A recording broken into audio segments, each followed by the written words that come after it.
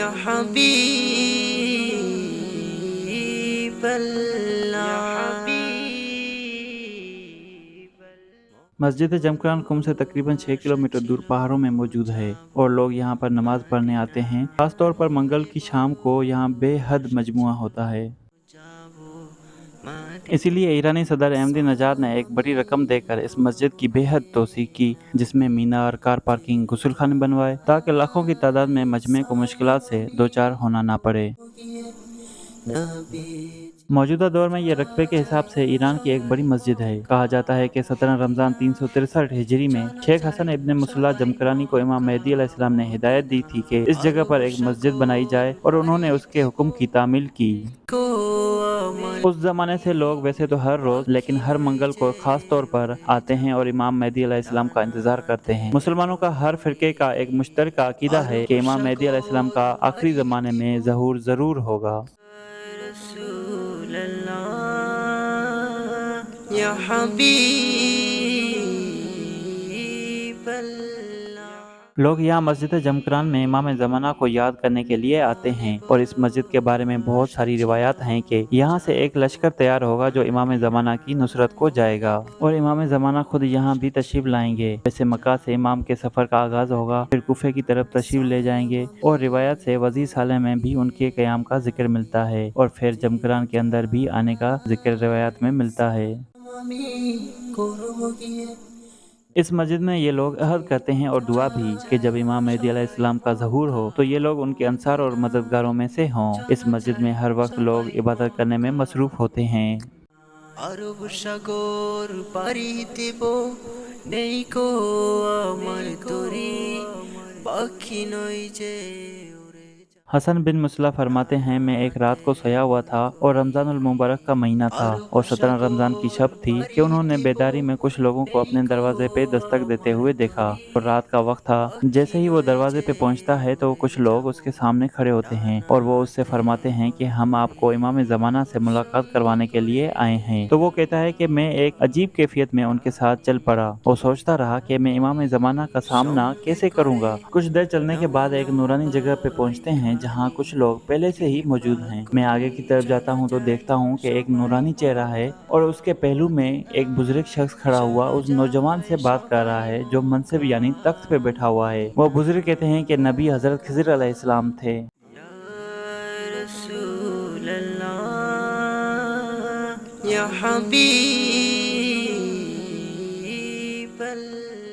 اس کے بعد وہ لوگ مجھے قریب ہو کے بتاتے ہیں کہ یہ تیرے امام زمانہ ہیں جس کے لیے آپ کو لے آئے ہیں، اور پھر میری ملاقات ہوتی ہے امام سے۔ کچھ سلام دعا کے بعد امام فرماتے ہیں کہ تجھے معلوم ہے کہ یہ جو سرزمین ہے جہاں ہم موجود ہیں کتنی مبارک سرزمین ہے۔ یہ مقدس سرزمین ہے اور اس زمین پر قبضہ کیا ہوا ہے جس شخص نے، اس کا نام حسن بن مسلم ہے۔ ہم نے کئی دفعہ اس شخص کو تانبیہ کرنے کے لیے اس کے جو جانور یہاں پر موجود تھے ان سے چھین لیا تاکہ اس کو احساس ہو کہ یہ اس کی سرزمین نہیں ہے جہاں وہ کاشتکاری کر رہا ہے، لیکن پھر بھی وہ نہیں سدھرا۔ اس کے بعد اس کی اولاد کو ہم نے لے لیا اور اس کو اس کی اولاد سے محروم کر لیا، لیکن تب بھی اسے ہوش نہیں آیا، یہاں تک کہ وہ اب خود بھی آہستہ آہستہ مریض ہونے لگا ہے اور پھر بھی اس کے باوجود توبہ کے راستے کی طرف نہیں آیا۔ اب جا کے اس کو یہ پیغام دے دینا کہ یہ ایک مقدس سرزمین ہے اور اس سرزمین میں ہم مسجد تعمیر کروانا چاہتے ہیں، لہٰذا وہ یہاں سے چلا جائے، اور اگر وہ اب بھی نہیں مانتا اور نہیں گیا تو اس پر ایک ایسا عذاب نازل ہوگا جس کا وہ جبران نہیں کر سکتا۔ حسن بن جمکرانی کہتے ہیں کہ مولا، یہ جو آپ نے بات فرمائی ہے وہ میں ساری بات اس سے جا کے عرض کروں گا، لیکن مسئلہ یہ ہے کہ وہ میری بات کیسے قبول کرے گا اور کیسے مانے گا کہ یہ ساری باتیں امام زمانہ نے فرمائی ہیں۔ تو امام نے کہا کہ آپ قم چلے جائیں اور سید عبدالحسن جو اس علاقے کے ایک بڑے عالم دین اور معتبر شخصیت ہیں ان سے جا کر تم یہ بات کہنا جو میں نے بات بیان کی ہے، اور تم ان کے ساتھ مل کے جانا اس شخص حسن بن مسلم کے پاس تاکہ وہ اس واقعے پر اعتبار کر سکے۔ حسن بن جمکرانی کہتے ہیں پھر میں جیسے ہی جانے لگا تو امام نے میرا نام لے کر مجھے پھر سے مخاطب کیا کہ آپ کو ایک راستے میں بکری ملے گی اور اس بکری کو آپ خرید کرنا، اس کی آپ قربانی کر کے اس کا گوشت جو کوئی بھی مریض ہو یا لا علاج ہو اسے کھلا دینا تو اس کو شفا مل جائے گی۔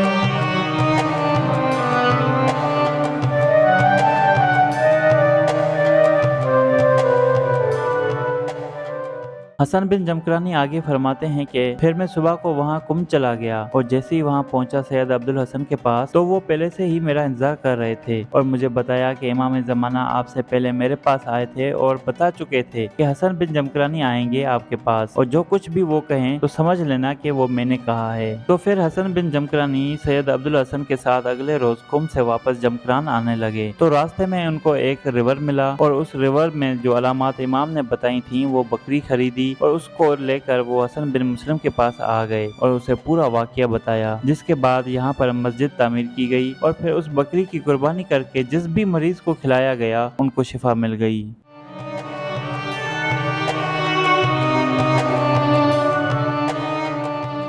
मौला ने फरमाया है कि ये सरजमीन वो है कि जो शख्स यहाँ पर अगर कोई 2 रकात नमाज पढ़ता है तो 2 रकात नमाज यहाँ पर पढ़ना ऐसे है जैसे उसने खाना काबा में रह के नमाज पढ़ी हो, इसका वो सवाब है। फिर फरमाया कि हर शब बुध यहाँ पर आकर इंसान को चाहिए कि अमाल जमकरान अंजाम दे और इमाम वक्त ने ये अमाल जमकरान का तज़किरा किया है।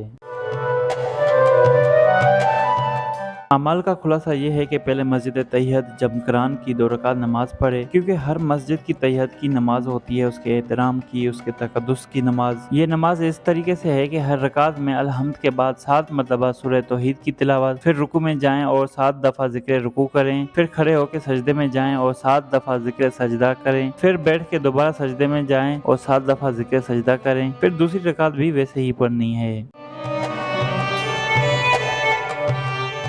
फिर 2 रकात नमाज है नमाज इमाम ज़माना के उन्वान से। ये नमाज आप घर पर भी जाकर पढ़ सकते हैं। इस नमाज को पढ़ने का तरीका ये है कि नमाज को शुरू करने के बाद सूरह अल-हम्द पढ़ते हुए जब इय्याका नअबुदु व इय्याका नस्तईन पर पहुंचे तो वहां आकर रुक जाना है और ये 100 मरतबा इय्याका नअबुदु व इय्याका नस्तईन, इय्याका नअबुदु व इय्याका नस्तईन पढ़ना है और फिर सूरत को आगे पूरा करना है। उसके बाद एक दफा सूरह तौहीद पढ़ना है, फिर रुकू में 7 मरतबा जिक्र रुकू है, फिर सजदे में 7 मरतबा जिक्र सजदा है और फिर दूसरी रकात भी वैसे ही पढ़नी है। नमाज मुकम्मल करने के बाद फौरन बगैर कुछ और कहे 1 मरतबा कहें ला इलाहा इल्लल्लाह, फिर तस्बीह हजरत फातिमा पढ़नी है और जब तस्बीह मुकम्मल हो जाए तो उसके बाद फौरन सजदे में जाएं और सजदे में 100 मरतबा अल्लाहुम्मा सल्ली अला मोहम्मद व आले मोहम्मद पढ़कर अमाल को मुकम्मल कर देना है।